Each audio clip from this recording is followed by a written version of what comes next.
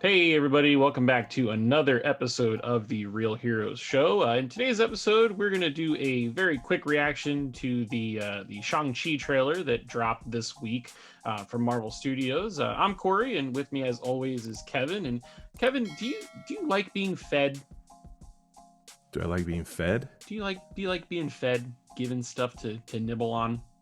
Um, it depends on the context, but I'm thinking yes. The answer is yes, because Marvel gave us not just a poster, but also a 3-minute trailer for Shang-Chi this week. Absolutely. And I feel well fed. So I was pretty excited just when we saw the poster. yeah, and You know?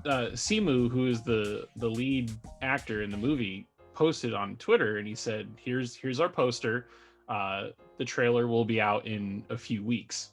Right. And then about 45 minutes later, it also coincided with Simu's birthday.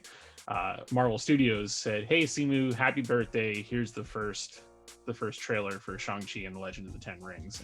Yeah. And the internet kind of exploded, which is exciting because Absolutely. I don't think there was a ton of buzz for this movie quite yet. Yesterday was the first like literal frame of the film that we saw. They had done no promotional images or anything Right. until this week. So at a Well, first glance, this is one of those franchises too that I think comic book people are familiar with, and especially now that they're throwing the Mandarin in there. But the general public probably has no idea who Shang-Chi is. right, which is You why it know, was so- important that this trailer came out and really grabbed people's attention. And I Exactly. personally think it did just that, but I'm really curious to hear your thoughts on it. Did it accelerate your hype? Did it put this on your radar? No, absolutely, because I guess the closest thing that we've had to this was Iron Fist. At least Yeah. in my estimation, that's the closest that we've had. And while it was good, Iron Fist, had its moments. It also had some terrible moments, but it had some really good moments. And kind of the mythology and the lore behind it and all that kind of stuff is so cool. It is really cool with Kunlun and the dragons Oh, yeah. and all that kind of stuff. It's really cool.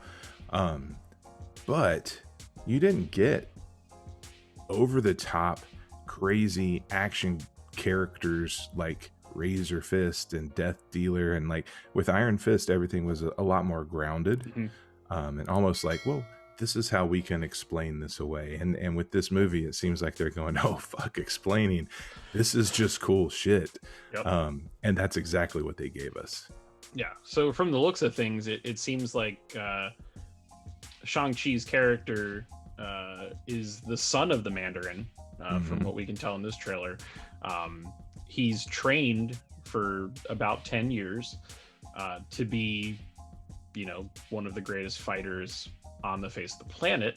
And then it seems like his dad gives him 10 years to go live a normal human life. But then comes knocking back and says, "Hey, your 10 years is up. It's time to come back to the family and embrace the crime." Right. And then from there, we see tons of martial arts type stuff. Some of those shots looked very like Crouching Tiger, Hidden Dragon, and like the Matrix-esque, which makes sense. Bill Pope is the cinematographer for this movie. He shot the Matrix movies, and they said they went out and got him because they thought that it would be the best person to translate this source material onto the screen, which I thought was awesome. Some of those shots are just gorgeous. Like, Oh, they're insane. unbelievable. They're insane. Like, to give those away in a trailer too is like, Yeah. ugh. I mean, with the water floating through the air at that one point, Yeah. it does have Matrixy vibes to it. It also, like you said, Crouching Tiger vibes. It also has a little bit, at least this trailer, has a little bit of Mortal Kombat vibes. Yeah. Just because of, I guess, the nature of the fighting and characters like Razor Fist who look like they're straight out of Mortal Kombat. Yeah, he looks a little bit like Kano. Yeah. Yeah, but I the trailers are really supposed to get you excited and sell you on a movie without giving away too much of the plot. Mm-hmm. And I think that this trailer did a really good job with that. It Oh, established, absolutely. we know that Shang-Chi is here. Katie, his good friend, is going to be an important part of it. His dad, obviously, being the Mandarin, tying 12 years of Marvel history into this movie, because we first saw the 10 rings right behind Robert Downey Jr.'s head in the original Iron Man movie. Mm-hmm. And then we got the fake out Mandarin in Iron Man 3. I think we're going to get a little bit more intimidating and scary of a Mandarin from this film, hopefully. Good. Yeah. I mean, the 10 rings in the comics were supposed to rival the Infinity Stones. Like it was a very, very powerful thing to possess. So yeah, I'm there's not a saying reason that it there's a was more legend around powerful, them. but yeah, exactly. And it is kind of cool that we're seeing the Mandarin. It makes me wonder, was there a connection between this Mandarin and what was going on in Iron Man way back when? Because it was a fake out, but he was borrowing the name. How did he know about the name? If there's got to be some kind of connection there. It's the MCU, right? And they were, who was the oh gosh, I can't remember the name of the organization behind the Mandarin in Iron Man. That was it was AIM. It's AIM? Aldrich Killian, and Yes. yeah, Yes. So kind of curious there if there's ties with that organization in Mandarin. It's also interesting, and I think timely probably that they steered away from Shang-Chi's real dad in the comics. a little bit. Yeah. Not great for Putting 2021. Yeah, having a character like Fu Manchu, it's really racially stereotypical and all that kind of stuff, and it's not a good look for Marvel. So kudos for steering away from that, going in a different direction. And that's something that the director of the film has talked about in some interviews. There was an Entertainment Weekly thing that dropped yesterday along with the trailer, and he had said that he had zero interest in doing a Marvel movie all the way up until word started swirling around Hollywood that they were doing one with an all Asian cast and an Asian lead and everything. And he's quoted in the article saying, "I loved comic books growing up, but the only one that I could be for Halloween was Spider-Man because it involved covering my face." Right? He was like, there were people that looked like me that were heroes in other properties, but not really in comics. And he was like, here we get to have a distinctly Asian person who doesn't obscure his face.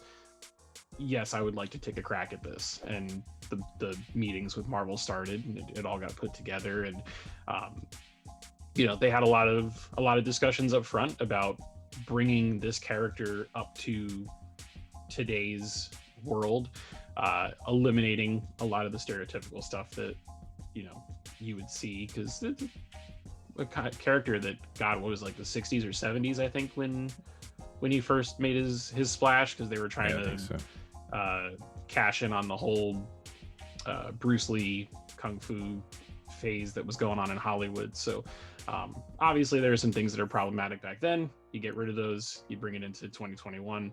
I think you've got a really solid jumping off point, and absolutely, this is another really interesting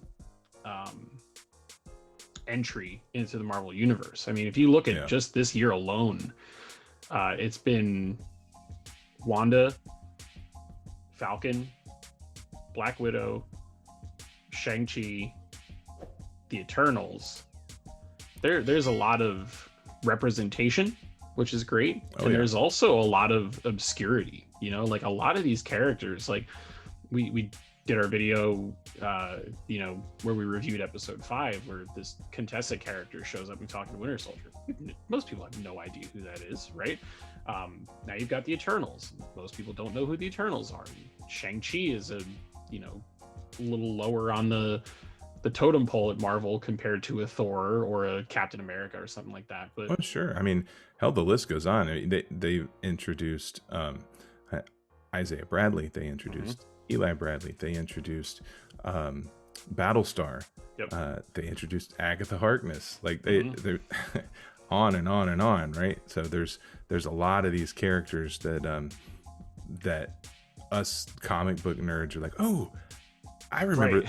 I remember that. Like Exactly. it, and even for us, it might not be like, it's kind of like, wait. I know I've seen her. I know that name. And you kind of have to go back and remind yourself. But it's man, it's been fun so Yeah. far. It's like the year of bringing obscure characters and making them household names. Like Yeah. people were humming that Agatha All Along song for like weeks on end. Oh yeah, On it. absolutely. And nobody knew who Agatha Harkness was before Hell that. no. So stuff like that. These guys are geniuses, and I trust Feige with pretty much everything. But it was really nice to finally see some footage from this movie and get a glimpse of what a kung fu Marvel movie is going to look like. So Yeah, absolutely. yeah. So I'm let's stoked, man. I also want to see more of this Death Dealer. yeah. Freaking kabuki mask. That's awesome. Pretty badass. So Yeah. out of 10, what's your hype for this one currently? Oh, hype levels at least like a 9. Yeah, I'm thinking like high 8, low 9 for the hype, especially after seeing the trailer. I was excited for it before, but then I saw the trailer and I was like, shit, I need this like yesterday. So cool. Well, that's gonna wrap it up for this one, guys. We would love to hear from you. Drop us a comment below and let us know how excited for this movie you are. Were you looking forward to it before? Did you have any idea about Shang-Chi and his story before the MCU has started to introduce him? Love to hear from you. Go ahead and like the video. If you're new to the channel, please go ahead and click that subscribe button and turn on those notifications so that way you don't miss any of our future videos. We have plenty to talk about as we just went over. So if you do click that subscribe button, you will not be disappointed. For Kevin and myself, we will see you guys in the next video.